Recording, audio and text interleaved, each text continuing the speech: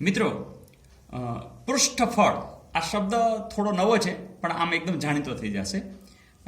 પૃષ્ઠફળ ક્ષેત્રફળ તમે જાણો છો કે જેમ કે એક આ સમતલની અંદર આકૃતિ છે, બંધ આકૃતિ છે જેને આપણે લંબચોરસ કહીએ છીએ અને જેમાં લંબાઈ પણ હશે અને પહોળાઈ પણ હશે. તો આ અંદરનો ભાગ બરાબર, તો આનું તમારે જો ક્ષેત્રફળ શોધવું હોય તો તમને ખબર છે આ બંનેનો ગુણાકાર એટલે કે LB આવું થાય. હવે તમારી સામે એક આકૃતિ છે કે જેમ કે આવા એક ચોરસ, બીજો લંબચોરસ, ત્રીજો લંબચોરસ, ચોથો લંબચોરસ, ફરીથી આ 4 લંબચોરસ છે અને હજી 2 એટલે કે ટોટલ 6 પૃષ્ઠ આવા આપ્યા હોય તો કોઈ એક આકૃતિ જે બહારની સાઈડમાં ત્રિપરિમાણમાં જોઈશું તો એક લંબઘન રચશે. એ લંબઘન એટલે કે તમારી સામે જેમ કે આપણે એક કલ્પનામાં ઈંટ છે અથવા તો કોઈ એક ખોખું છે, એ ખોખાનો આકાર આ ટાઈપનો હશે જેમાં લંબાઈ હશે, પહોળાઈ હશે અને ઊંચાઈ હશે. તો અહીંયા તમે જોશો કે અહીંયા 3 તમને પૃષ્ઠ દેખાઈ રહ્યા છે. એક નીચે પણ પૃષ્ઠ હશે, એક આ બાજુ પણ હશે ને એક પેલી બાજુ પણ હશે, એટલે કે ટોટલ 6 પૃષ્ઠવાળી એક રચના. વધુ સમજવા માટે જરા નજર કરીએ. મિત્રો તમારી સામે એક આ રીતે પુઠ્ઠું કાપેલું જ છે. તમે જોઈ શકો છો કે અહીંયા તમારી સામે 1 2 3 4 5 અને 6, 4 આ અને આ 2 આવા તમને પૃષ્ઠો દેખાઈ રહ્યા છે. ને મિત્રો હવે આ જે આકૃતિ છે એમાંથી જ આપણે સુંદર મજાનો લંબઘન તૈયાર થશે. જેમ કે તમે આને વાળશો, આને વાળશો, આને વાળશો તો આખી જે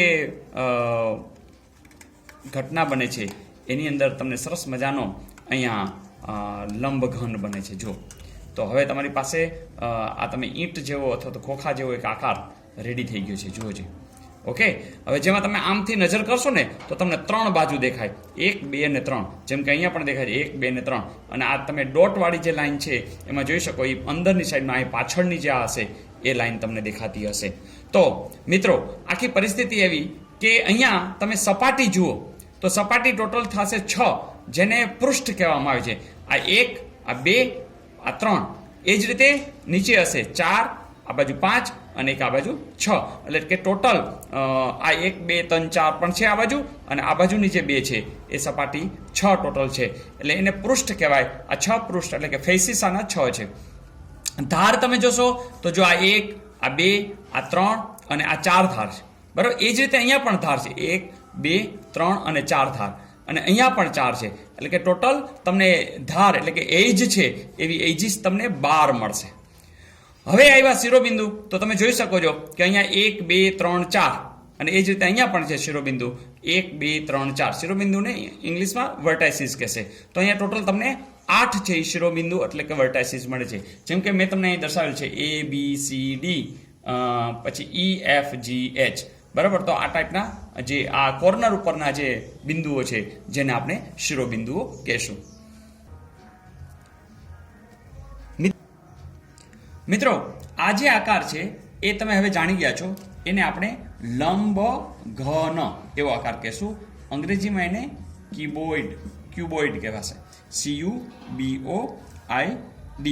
આ ક્યુબોઇડ છે એની એક બીજી મજા જુઓ કે 6 પૃષ્ઠ છે પણ પાસ પાસેના કોને કહેવાના? તો આ અને આ કેવા થશે? પાસ પાસેના. આ અને આ કેવા થશે? પાસ પાસેના. આ અને આ કેવા થશે? પાસ પાસેના. કોઈ કહેશે આને આ કહેવાય? હા. આને આ કહેવાય? હા. આને આ પણ કેવા થશે? પાસ પાસેના. એટલે કે જો આની સાથે પાસેનું કેવું હોય તો આ કહેવાય, આની સાથે પાસેનું તો કે આ પણ કહેવાય. અચ્છા, આને પણ કહેવાય, આ પણ થશે પાસેનું. આની સાથે આ પણ પાસેનું થશે, આ પણ થશે, આ પણ થશે ને આ પણ થશે. તમે કહેશો આ કેવી રીતે? તમે જાણો છો કે જો તમે આને નક્કી કરો છો તો આ પણ પાસે થાય, આ પણ પાસે થાય, આ વળીને આ બાજુ જશે એટલે આ પણ આની સાથે પાસેનું થયું અને આ પણ પાસેનું થશે. તો પછી સામસામેના કોને કહેવાય? તો આની સામે બરોબર આ આવે. એટલે કે જો આની સામે લેવું હોય તો આ આવશે. આની સામે કોણ આવશે? તો આની સામે આ આવશે. અને આની સામે આ આવશે. જેમ કે તમે જાણો છો આની સામે કોણ આવશે? આ. તો આપણી પાસે 2 પૃષ્ઠો આ રીતે પણ મળે. એક આવશે સામસામેના પૃષ્ઠો જેને ઓપોઝિટ ફેસીસ કહેશું. Opposite faces. અને એવી જ આવશે પાસ પાસેના. પાસ પાસેને એડજેસન્ટ કહેવાય, એડજેસન્ટ. બરાબર. તો ફેસીસ આ રીતે પાસેના અને સામસામેના આવશે. બીજી પણ એક સાથે વાત કરવી છે કે અહીંયા કોઈ એમ કે પાર્શ્વ પૃષ્ઠો, આ એક સરસ વસ્તુ છે, પાર્શ્વ પૃષ્ઠો. અંગ્રેજીમાં એને લેટરલ સરફેસીસ કહેશે. એ કેવી રીતે છે એ તમને સમજાવું. જેમ કે આ છે એને તમે બેઝ બનાવો. જેમ કે આપણે તમે તળી આમ રાખી દીધું, તો આ જે ધાર છે એની સાથે કોણ કોણ જોડાયેલા છે? જેમ કે આ, પછી આ, પછી આ અને આ. એટલે કે અહીંયા જે ચારે ચાર છે એ એમની લેટરલ સરફેસીસ એટલે કે પાર્શ્વ પૃષ્ઠો ગણાશે. કોઈ કહેશે કે અમારે આના આધારે જાણવું છે, તો આ જે સપાટી છે એના પાર્શ્વ પૃષ્ઠો ચાર ક્યાં થશે? તો આની સાથે કોણ ચાર જોડાયેલા છે? તો આ અને આ. તો આ જે કોઈ તમે નક્કી કરો, કોઈ એક સપાટી નક્કી કર્યા પછી એની સાથે જે જોડાયેલા ચારે ચાર હશે એ કેવા થશે? પાર્શ્વ પૃષ્ઠો એટલે કે લેટરલ સરફેસીસ. મિત્રો બસ આટલી માહિતી મને લાગે છે બહુ પૂરતી છે. તો લંબઘન વિશે એકદમ ક્લિયર થઈ ગયા છો તમે. એમના જે શિરોબિંદુઓ છે તમને કેટલા મળે છે? 8 મળે છે. એની સપાટી પૃષ્ઠ કેટલા મળે છે? 6 મળે છે. અને જે ધાર છે એ તમને ટોટલ 12 મળે છે. Is it okay?